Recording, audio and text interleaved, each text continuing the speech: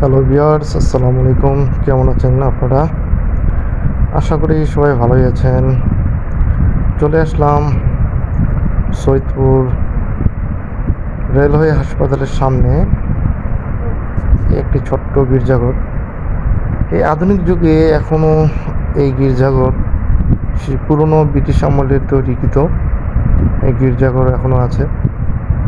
সবচেয়ে বড় কথা হলো চারিদিকে সবুজ আর সবুজ, মাঝখানে গির্জাঘরটি।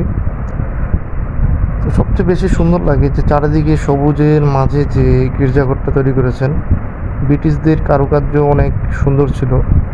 আর এখনকার কারুকার্য যতই সুন্দর হোক না কেন, আগের মতো কখনো সুন্দর হবে না।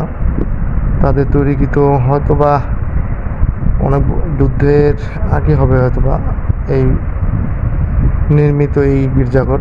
তো গির্জাঘরটার সামনের দিকটা দেখেন, অনেক সুন্দর একটা জায়গা, অনেক ভিতরে সবুজ গাছ। এই জায়গাটা অনেক সুন্দর লাগে।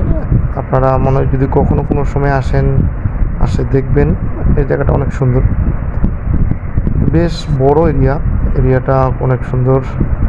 দেখতে দেখতে আমার ছেলে দৌড়িয়ে চলে এসেছে বাবা বাবা বলতে বলতে রেলওয়ে হাসপাতালে আমরা একজনকে দেখতে যাব, আমার ওয়াইফের এক কলিগ, তাকে দেখতে যাব। আমার বড় ছেলে গুটি গুটি পায়ে হেঁটে হেঁটে যাচ্ছে।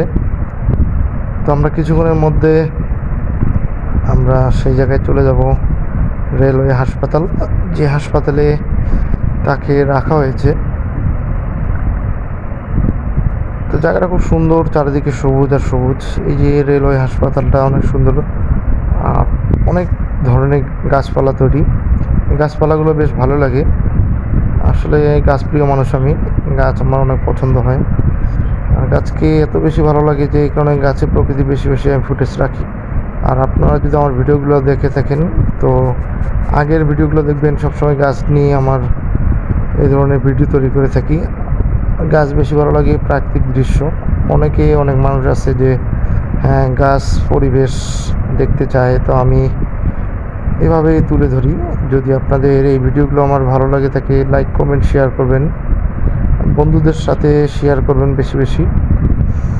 যাই হোক, এই একটা গাছ, এই গাছটি সম্ভবত কাঠবাদাম গাছ। আমরা ছোটোবেলায় কাঠবাদাম যখন পড়তো আমরা খেতাম। তো এই সেই ছোট্ট একটা পুকুরের মাঝে চতুর্দিক দিয়ে ফুলের গাছ লাগানো, অনেক সুন্দর লাগে ফুল গাছগুলো। তবে এখন বর্ষার সিজনে ফুল আরও ফুটবে, এই ফুলগুলো ঠিক এই সময়ই ফুটে।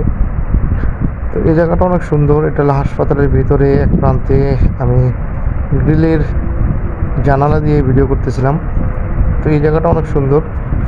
তো সবাই ভালো থাকবেন, সুস্থ থাকবেন, এই আশাই করছি।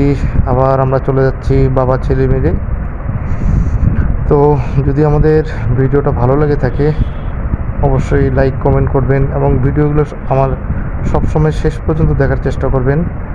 যদি কখনো কোনো মিসিং থাকে বা কোনো জায়গা দেখতে ইচ্ছা করে সৈয়দপুরের মধ্যে, তো আপনারা কমেন্ট করে জানাবেন।